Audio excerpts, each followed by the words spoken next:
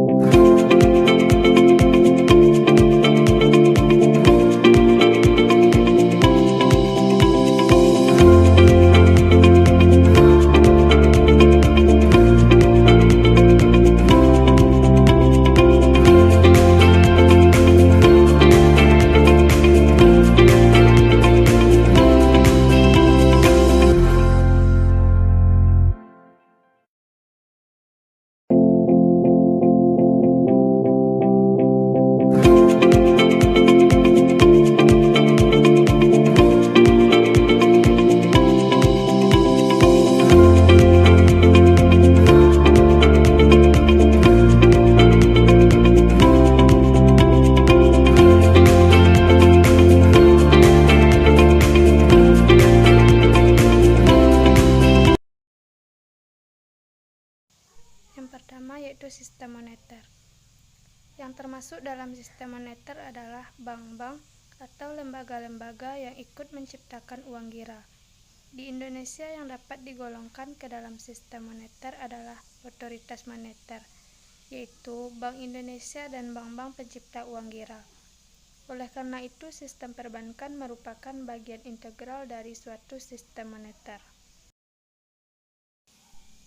Otoritas moneter, pemerintah dan bank sentral atau Bank Indonesia bertanggung jawab menciptakan dan menawarkan uang primer berupa uang kartal atau kertas dan logam bagi masyarakat umum dan bank reserves bagi perbankan dan lembaga keuangan lainnya. Sedangkan perbankan dan lembaga keuangan lainnya berdasarkan uang primer yang dimiliki menciptakan uang sekunder dalam bentuk gira, seperti giro atau demand deposit, deposit berjangka atau time deposit, tabungan atau saving deposit, dan uang sekunder lainnya. Mereka yang terlibat dalam penciptaan dan penawaran uang beredar merupakan satu kesatuan dalam suatu sistem moneter. Uang-uang yang ditawarkan melalui monetary system digunakan oleh masyarakat, baik pengusaha maupun masyarakat biasa, untuk keperluan konsumsi dan produksinya. Penciptaan uang bukan semata-mata kehendak otoritas moneter atau Bank Indonesia, melainkan juga harus ada permintaan dari masyarakat, sehingga jumlah uang yang beredar harus memenuhi tuntutan mekanisme pasar, yaitu pertemuan antara permintaan dan penawaran. Yang kedua yaitu pengendalian moneter. Jumlah uang beredar, baik dalam standar barang maupun standar kepercayaan, tidak boleh terlalu berlebihan atau kurang. Kontrol jumlah uang beredar perlu dilakukan untuk menciptakan iklim yang baik bagi stabilitas harga dan pertumbuhan ekonomi, serta kontrol terhadap kegiatan kredit. Kontribusi kebijakan moneter terhadap stabilitas harga sangat penting, artinya yaitu untuk mengurangi atau menekan tingkat inflasi. Pertumbuhan jumlah uang yang beredar sebaiknya mengikuti pertumbuhan ekonomi, sehingga secara tidak langsung dapat menekan tingkat pengangguran. Bank sentral selaku pelaksana kebijakan moneter menjalankan kebijakannya bersifat kuantitatif dan kualitatif. Instrumen-instrumen yang biasa digunakan dalam menjalankan kebijakan kuantitatif adalah pengaturan tingkat bunga dan tingkat diskonto, pengaturan operasi pasar terbuka, dan pengaturan tingkat cadangan minimal dan tingkat kelebihan cadangan.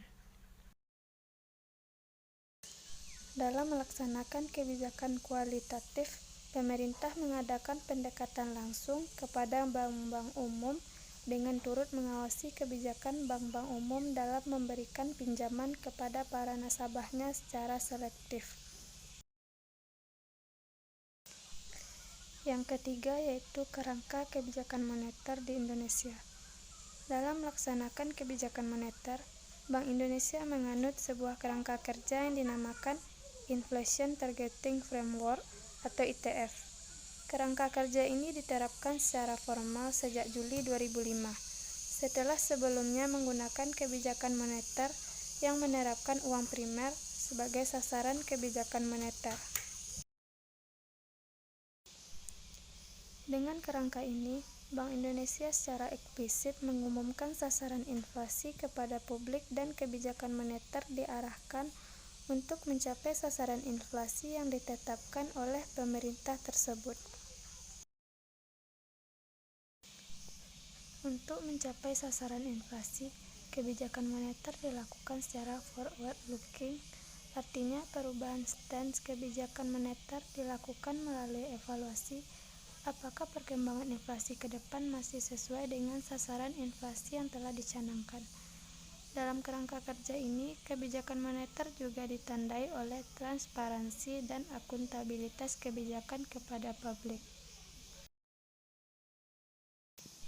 Secara operasional, stand kebijakan moneter dicerminkan oleh penetapan suku bunga kebijakan yang diharapkan akan mempengaruhi suku bunga pasar uang dan suku bunga deposito dan juga suku bunga kredit perbankan. Perubahan suku bunga ini pada akhirnya akan mempengaruhi output dan inflasi. Yang keempat, persaingan global dan krisis moneter. Sebagai antisipasi terhadap persaingan global, sejalan dengan era perdagangan bebas, dunia perbankan harus menyesuaikan diri dengan ketentuan yang berlaku secara internasional.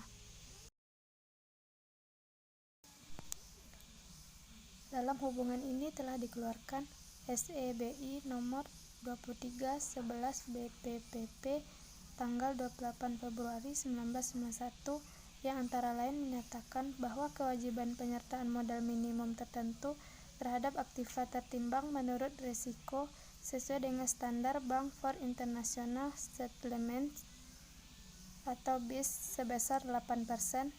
Namun apabila terhadap faktor lain yang menambah risiko, maka perlu penyertaan modal minimum lebih dari 8%.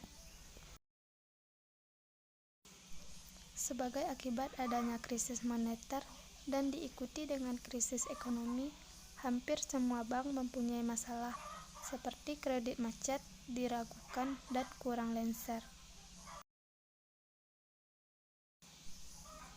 Karena itu, persyaratan modal minimum ditingkatkan lagi untuk terciptanya sistem perbankan yang sehat sesuai dengan PP nomor 38/1998 tanggal 9 Maret 1998. Modal disetor untuk mendirikan BU adalah 3 triliun.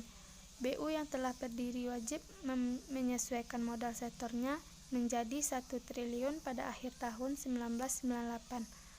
2 triliun pada akhir tahun 2000 dan 3 triliun pada akhir tahun 2003.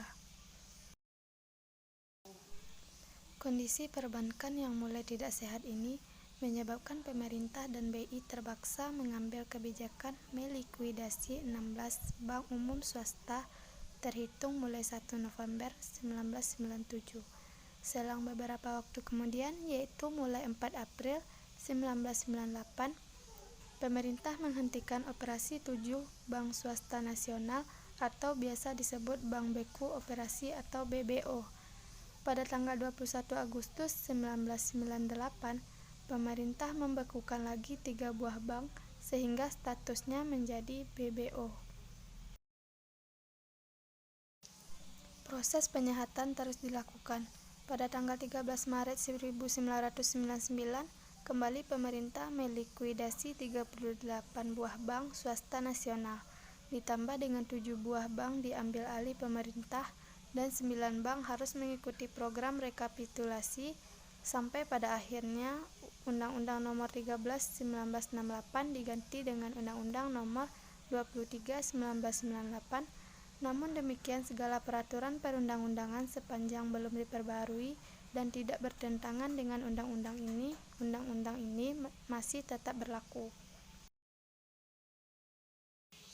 Sebagai otoritas moneter untuk menetapkan dan melaksanakan kebijakan moneter, mengatur dan menjaga kelancaran sistem pembayaran, serta mengatur dan mengawasi bank. Bank Indonesia bersifat independen. Dengan demikian, pihak manapun termasuk eksekutif tidak lagi boleh ikut campur tangan atau intervensi. Bahkan Bank Indonesia wajib menolak atau mengabaikan campur tangan itu. Yang kelima, kebijakan moneter.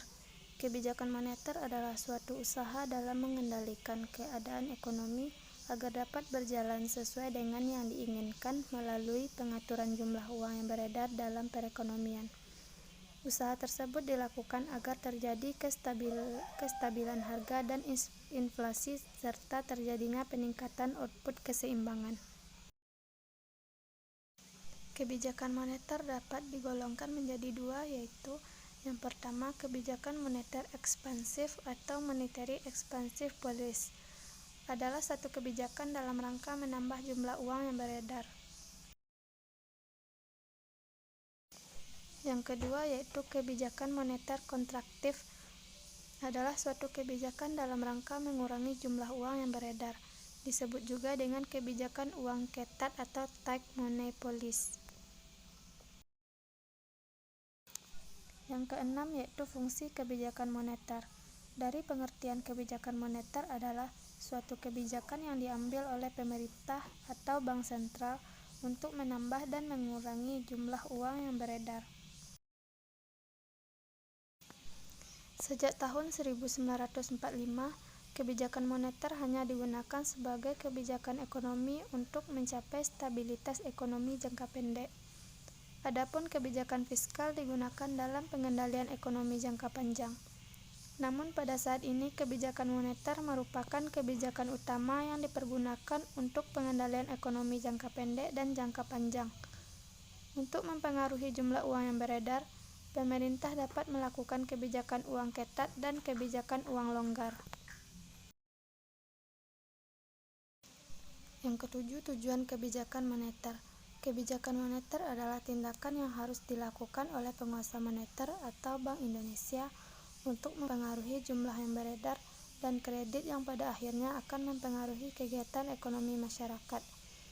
Kebijakan moneter bertujuan untuk mencapai stabilisasi ekonomi yang dapat diukur dengan yang pertama yaitu kesempatan kerja.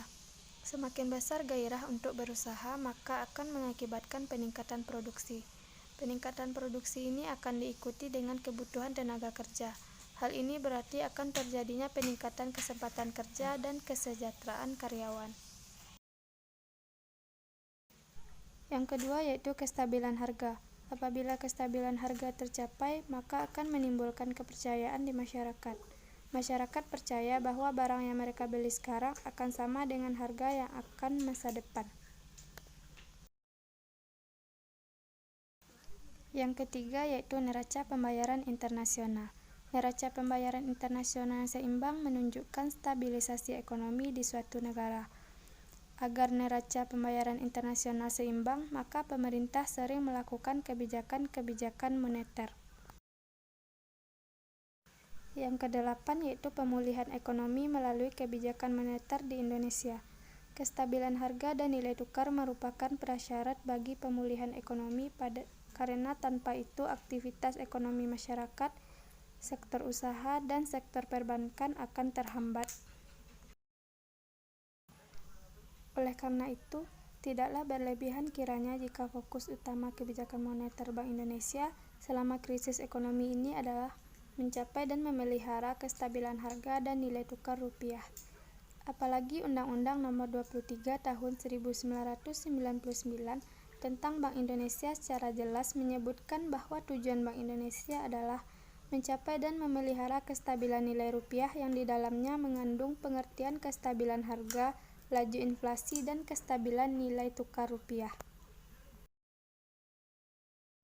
Adapun para ekonom sepakat ciri-ciri suatu negara yang rentan terhadap krisis moneter adalah apabila negara tersebut yang pertama memiliki jumlah hutang luar negeri yang cukup besar, yang kedua mengalami inflasi yang tidak terkontrol, yang ketiga defisit neraca pembayaran yang besar, yang keempat kurs pertukaran mata uang yang tidak seimbang, yang kelima tingkat suku bunga yang di atas kewajaran.